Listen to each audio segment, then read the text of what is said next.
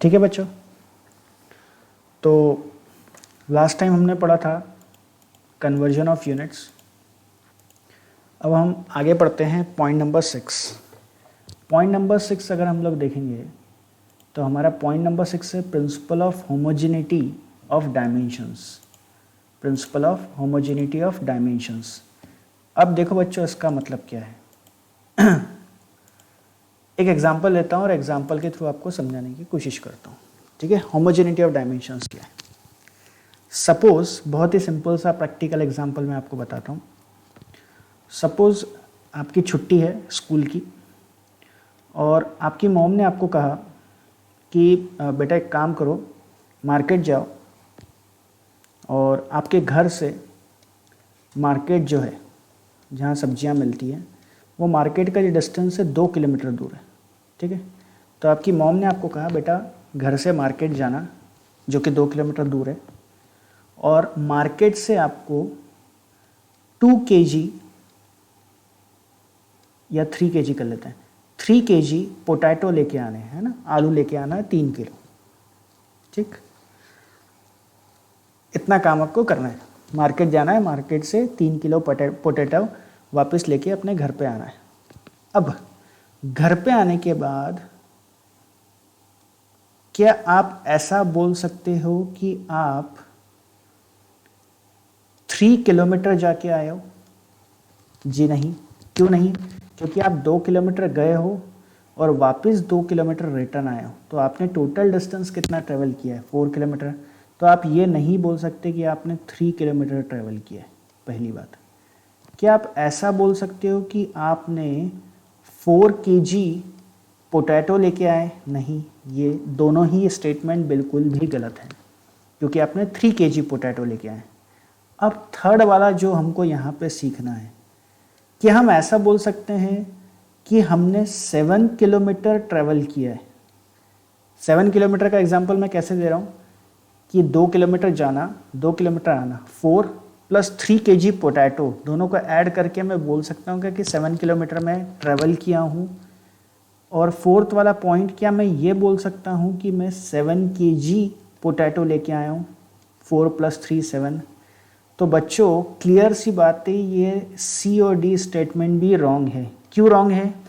क्योंकि we can not add 4 kilometre with 3 kg of potato. हाँ या नहीं? 4 किलोमीटर को 3 kg ऑफ पोटैटो से ऐड नहीं कर सकते। सिमिलरली यहाँ पे भी 4 किलोमीटर को 3 kg ऑफ पोटैटो से ऐड नहीं कर सकते। क्यों नहीं कर सकते? क्योंकि सर एक डिस्टेंस है और एक वेट है, एक मास है। क्योंकि दोनों का यूनिट अलग अलग है, एक का यूनिट किलोमीटर है, एक का यूनिट केजी है। क्योंकि इन दोनों के यूनिट अलग अलग हैं, दोनों ही फिजिकल क्वांटिटी अलग अलग हैं, तो सर इसलिए हम इन दोनों को ऐड नहीं कर सकते। तो बच्चों आप लोग बिल्कुल सही हो, कोई पागल ही होगा जो इन दोनों क्वांटिटी को ऐड कर ले। बात समझ में आ गई? बस इसी को बोलते हैं प्रिंसिपल ऑफ होमोजेनिटी। इसका मतलब ये कि हमको ये ध्यान में रखना है, अगर किसी भी क्वेश्चन में या किसी भी इक्वेशन में अगर 2 क्वांटिटीज ऐड हो रही हैं या 2 क्वांटिटीज सब्ट्रैक्ट हो रही हैं, आई रिपीट, अगर 2 क्वांटिटीज ऐड हो रही हैं, जैसे कि यहाँ पे मैं इक्वेशन देखूंगा कि a + b हो रहा है, अगर a और b 2 क्वांटिटी ऐड हो रही हैं तो ऑब्वियस सी बात है, अगर फॉर एग्जांपल इसका यूनिट किलोमीटर होगा तो बाय डिफ़ॉल्ट इसका यूनिट भी किलोमीटर होना चाहिए, या फिर अगर इसका यूनिट केजी होगा तो बाय डिफ़ॉल्ट इसका यूनिट भी केजी होना चाहिए, तभी ये 2 क्वांटिटी ऐड हो सकती है। पहली बात। तो हम लोग क्या सीखे? कोई भी 2 क्वांटिटी ऐड या सब्ट्रैक्ट, अगर 2 क्वांटिटी सब्ट्रैक्ट हो रही होंगी तो ऑब्वियस सी बात है तो भी इनका यूनिट सेम होना चाहिए ना, तभी तो सब्ट्रैक्ट हो सकती हैं। ऐसा थोड़ी ना है कि केजी में से किलोमीटर को माइनस कर लोगे। जी नहीं, ऐसा नहीं हो सकता। बराबर। तो हम लोग क्या सीखे कि कोई भी 2 क्वांटिटी ऐड या सब्ट्रैक्ट तभी हो सकती हैं जब उन दोनों का यूनिट सेम होगा। पहली बात।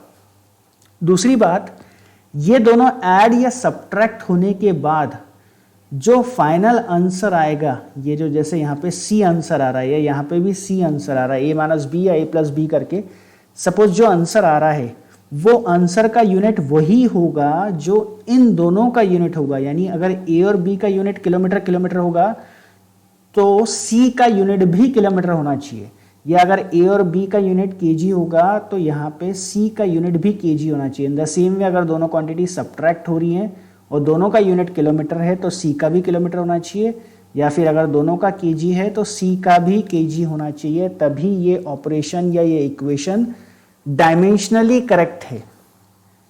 आगे बात समझ में? हालांकि मल्टीप्लिकेशन और डिवीजन किसी भी अलग अलग फिजिकल क्वांटिटीज का हो सकता है, उसमें कोई रेस्ट्रिक्शन नहीं है, बट एडिशन और सब्ट्रैक्शन उन्हीं क्वांटिटीज का हो सकता है जिनका डायमेंशंस या जिनका यूनिट सेम होगा।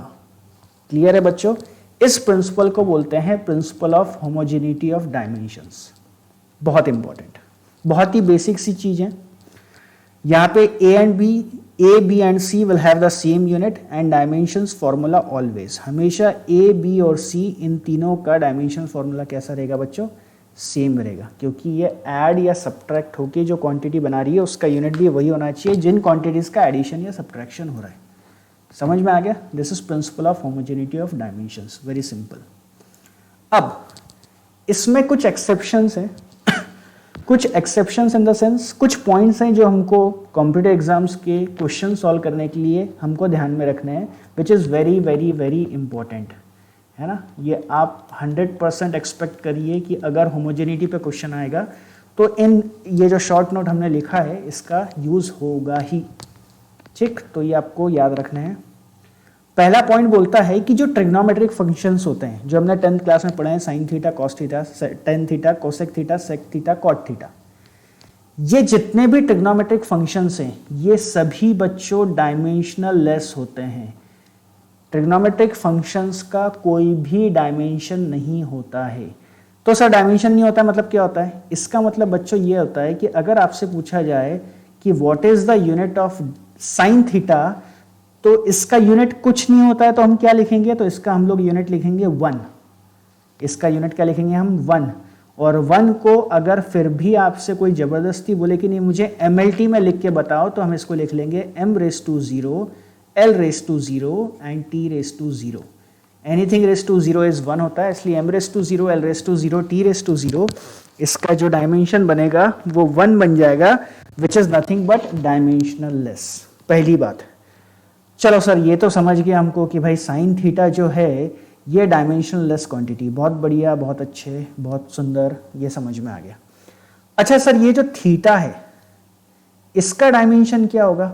सो द आर्ग्यूमेंट और एंगल, ये जो थीटा है इसको एंगल भी बोला जाता है या इसको आर्ग्यूमेंट भी बोलते हैं। जब आप मैथ्स में कॉम्प्लेक्स नंबर चैप्टर पढ़ोगे तो वहां आप सीखोगे इस थीटा को आर्ग्यूमेंट्स भी बोला जाता है। So the argument और angle of the functions are also dimensionless। ये argument या जो angle होता है ना trigonometric function का, ये भी dimensionless quantity होती है। यानी कि सर थीटा को भी 1 लिख सकते हैं, जी हाँ, थीटा का यूनिट भी डायमेंशनलेस होता है, यानी उसको भी 1 लिख सकते हो। और 1 का मतलब क्या हो जाएगा? m⁻⁴, l⁻⁴ and t⁻�0। समझ गए बच्चों? यानी कि अगर मैं दूसरा एग्जांपल लूं कि टेन थीटा पूरी तरह अपने आप में एक डायमेंशनल लेस क्वांटिटी है, और इसी में ये जो थीटा है ये भी बच्चों, थीटा भी अपने आप में डायमेंशनल लेस क्वांटिटी है। क्लियर है यहाँ तक? वेरी गुड, है ना। ये आपको समझ में आना चाहिए कि ट्रिग्नोमेट्रिक फंक्शन और उसके अंदर का जो आर्ग्यूमेंट होता है यानी जो एंगल होता है, ये सभी चीज़ें अपने आप में डायमेंशनल लेस क्वांटिटी है। ओके, बहुत बढ़िया। अब आगे देखते हैं। पॉइंट नंबर 2 क्या बोलता है कि exponential and logarithmic functions, exponential function and logarithmic functions are also dimensionless. मतलब क्या? आपने सुना होगा एक्सपोनेंशियल फंक्शन, जैसे फॉर एग्जांपल मैं एक फंक्शन लिख रहा हूं e⁻⁴, इसको बोलते हैं एक्सपोनेंशियल फंक्शन। यहाँ पे e जो होता है इसकी एक कांस्टेंट वैल्यू होती है 2.7 समथिंग, ठीक है, ये आप मैथ्स में पढ़ोगे। ये पूरी की पूरी एक्सपोनेंशियल क्वांटिटी अपने आप में डायमेंशनल लेस होती है, यानी क्या यूनिट हो जाएगा? 1, यानी इसका डायमेंशन भी क्या हो जाएगा? m⁻⁴, l⁻⁴, t⁻�0। And their exponents are also dimensionless. इसका जो एक्सपोनेंट है, इसको बोलते हैं पावर, जिसको एक्सपोनेंट बोलते हैं, इसका जो भी एक्सपोनेंट होगा वो भी डायमेंशनलेस क्वांटिटी होगी, यानी उसका भी डायमेंशन क्या हो जाएगा बच्चों, डायमेंशनलेस, यानी m⁻�0, l⁻�0, t⁻�0। ये बात हो गई आपकी एक्सपोनेंट फंक्शन की। And in the same way जो हमारा लॉगरिथमिक फंक्शन होता है, जो लॉग होता है, ये लॉग पूरी तरह अपने आप में ये भी डायमेंशनलेस क्वांटिटी है, और इसका ये जो होता है पार्ट, ये x, ये भी डायमेंशनलेस क्वांटिटी है। समझ में बात आ गई? तो पूरा एक्सपोनेंशियल और उसका एक्सपोनेंट, पूरा लॉगरिथम और जिस चीज का हम लॉग निकाल रहे हैं, ये सभी चीजें अपने आप में डायमेंशनलेस क्वांटिटी होती है। In the same way trigonometric function और उसका जो आर्ग्यूमेंट होता है, ये दोनों भी चीजें डायमेंशनलेस क्वांटिटी होती है। ये बहुत इंपॉर्टेंट चीजें हैं जो आपको ध्यान में रखनी है। क्लियर? चलो आते हैं हम लोग क्वेश्चंस पे। किस प्रकार के क्वेश्चंस हमको पूछे जाते हैं एग्जाम में। तो प्रॉब्लम नंबर 6 देखते हैं हम लोग को, जो एग्जाम में पूछ सकते हैं हम लोग से। क्वेश्चन ध्यान से पढ़िए बच्चों। The distance x travelled by a body varies with time t as. तो हमको एक इक्वेशन दी है, x is equals to at plus b t square. इस प्रकार से एक इक्वेशन दी है हमको, at plus b t square, where a and b are constants. a और b क्या है? कॉन्स्टेंट्स है। x क्या है? डिस्टेंस है, मतलब इसका यूनिट क्या हो जाएगा बच्चों? वेरी गुड, मीटर हो जाएगा। t और t स्क्वायर, t क्या है यहाँ पे? Where t is time, with time t, यानी t टाइम है, a और b कॉन्स्टेंट्स है। हमको निकालना है find the dimensions of a and b। a और b जो कॉन्स्टेंट्स हैं, इसके डायमेंशंस क्या होंगे? अच्छा बच्चों, कॉन्स्टेंट्स मतलब ये नहीं कि 1 2 3 होगा, ये वाले कांस्टेंट नहीं है। जैसे ग्रेविटेशनल कांस्टेंट होता है, उसका यूनिट होता है ना। जैसे और आप कांस्टेंट देखो, जैसे हमने प्लैंक्स कांस्टेंट h पढ़ा था पिछले क्वेश्चन में, उसका कुछ यूनिट था। तो इस प्रकार के a और b कुछ कांस्टेंट्स हो सकते हैं, और हमको उनके डायमेंशंस फाइंड आउट करने हैं। बात समझ में आ गई? अब देखो कैसे सॉल्व करेंगे। समझने वाली बात है बच्चों, बहुत ही सिंपल है। जैसे कि मैंने आपको बताया, वही क्वांटिटीज ऐड या सब्ट्रैक्ट होती हैं जिनके यूनिट सेम होते हैं। अब अगर मैं ध्यान से देखूं तो यहाँ पे बच्चों 80 ये पूरा अपने आप में एक क्वांटिटी होगी, जिसका एडिशन हो रहा है इस बीटी स्क्वायर क्वांटिटी से। ये एक क्वांटिटी का एडिशन हो रहा है इस क्वांटिटी से। क्या इसका मतलब हम ये बोल सकते हैं कि ये दोनों सर्कल के अंदर की क्वांटिटी का यूनिट सेम होगा? मतलब लेफ्ट वाले सर्कल की क्वांटिटी का यूनिट वही होगा जो राइट वाले सर्कल की क्वांटिटी का होगा, तभी तो वो ऐड हो रहे हैं ना, नहीं तो वो ऐड नहीं होते। बिल्कुल सही बात। इसका मतलब मैं बोल सकता हूं कि dimension of 80 should be equals to what? Dimension of b t square. यहां तक समझ गया बच्चों?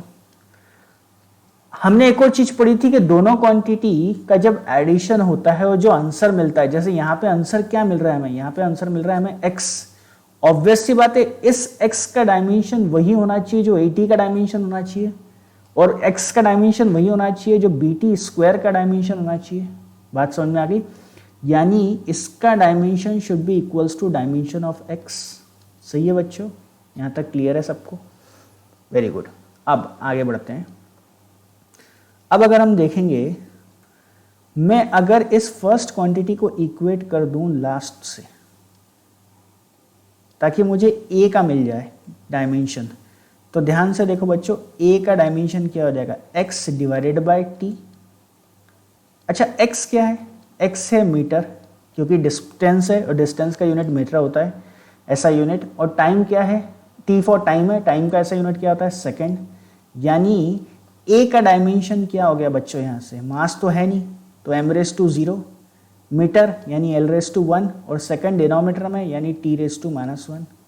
ये हो गया हमारा पहला आंसर। बात समझ में आ गई? अब आते हैं अपन आगे दूसरे आंसर में। दूसरा आंसर हम देखते हैं, अगर मैं सेकंड वाली इक्वेशन को थर्ड वाली इक्वेशन से इक्वेट कर दूं, बीटी स्क्वायर को x से इक्वेट कर दूं, तो बच्चों मुझे क्या मिलेगा? b इज इक्वल्स टू क्या मिल जाएगा? बताओ जल्दी बताओ। मुझे मिल जाएगा x divided by T square. समझ गए? x का यूनिट क्या था? मीटर, और टाइम का स्क्वायर यानी सेकेंड स्क्वायर। तो बच्चों इससे डायमेंशनल फॉर्मूला क्या हो जाएगा? m⁻⁴ l⁻⁴ and t raise to second का स्क्वायर है इसलिए t raise to minus two. समझ में आ गया ए और बी का डायमेंशन कैसे निकाला? बहुत ही सिंपल है, बहुत सिंपल है। आपको एकदम एक्सपर्टाइज होना है बच्चों, इसमें सिद्धि हासिल करनी है आपको इस चीज़ में। बहुत सिंपल चीज़ें हैं, एक बार समझ गई तो आप पेपर पूरी तरह से सॉल्व कर सकते हो। ठीक है, आ जाओ अगला क्वेश्चन देखते हैं। क्वेश्चन नंबर 7 क्या दिया है? क्या दिया है भाई? हमको दिया है the pressure P, volume V and temperature T। P for pressure, V for volume and T for temperature of a gas are related as. एक इक्वेशन हमको दी है। क्या इक्वेशन दी है? हमको बोला है P plus A by V square into V minus B is equals to C into T, where A, B and C are constants. A, B, C constants है। हमको निकालना है find the dimension of A divided B, A divided by B, है ना। A by B का dimension we have to find. Clear बच्चों? चलो आ जाओ सॉल्व करते हैं। अब देखो डिपेंड करता है आप कितना प्रैक्टिस करते हो, और जितना ज़्यादा प्रैक्टिस करोगे बच्चों उतनी आसानी से सॉल्व कर सकोगे। जैसे कि अगर मैं ध्यान से इस ब्रैकेट के अंदर देखूं, इस ब्रैकेट में ये दोनों टर्म्स का डिफरेंस हो रहा है, सही है। अगर इन दोनों टर्म्स का डिफरेंस हो रहा है, इसका मतलब मैं बोल सकता हूँ कि B का डायमेंशन वही होगा जो V का डायमेंशन होगा। V फॉर वॉल्यूम था, यहां तक क्लियर? तभी तो डिफरेंस हो रहा है ना ब्रैकेट के अंदर, क्योंकि उन दोनों का यूनिट सेम होगा, यानी B का डायमेंशन वॉल्यूम के बराबर होगा। पहली बात। दूसरी बात, इन द सेम वे अगर मैं पहले वाले ब्रैकेट में देखूं, पहले वाले ब्रैकेट में ये पूरी क्वांटिटी ऐड हो रही है इस क्वांटिटी P से, A by V square add हो रहा है P से। इसका मतलब मैं बोल सकता हूं क्या कि A बाय V स्क्वायर का डायमेंशन होगा P के बराबर, P के डायमेंशन के बराबर। यानी A का डायमेंशन क्या हो जाएगा बच्चों? A का डायमेंशन हो जाएगा PV square. Clear clear clear? हाँ बोलो, हाँ बोलो। बिल्कुल, यहाँ तक समझ गए? अच्छा, हमको निकालना क्या है? हमको निकालना है sir A by B। Okay, A by B में ध्यान से देखो, A का डायमेंशन है PV स्क्वायर और B का डायमेंशन क्या है? B का डायमेंशन है V। एक V से एक V कैंसिल हो जाएगा, तो A बाय B क्या बचा बच्चों? A बाय P बचा dimension of pressure into volume. Okay, अब इसका डायमेंशन निकालते हैं। मुझे बताओ बच्चों प्रेशर क्या होता है? प्रेशर हमने पिछले एक क्वेश्चन में किया था। प्रेशर होता है sir force upon area, force upon area into volume. बहुत बढ़िया। और आगे करते हैं फोर्स। ये अब हमको याद हो चुका है, फोर्स का यूनिट होता है kg metre per second square, mass into acceleration, divide by area का क्या होगा सबको पता है, metre square, multiply by volume क्या होता है? Metre cube. Very good. Metre square से मीटर क्यूब कैंसिल होगा, 1 मीटर बच जाएगा। यानी A बाय B फाइनली क्या बचा मेरे पास? मेरे पास बचा kg metre into metre, metre square divided by second square. यानी डायमेंशन क्या हो गया? m raise to 1, l raise to 2 and t raise to minus 2। समझ गए बच्चों? सबको समझ में आया? अगर नहीं समझा होगा तो एक बार फिर से वीडियो स्टार्ट करके देखना, आपको समझेगा। बहुत सिंपल चीज़ है एंड वेरी इंपॉर्टेंट चीज़। ठीक है बच्चों, चलो।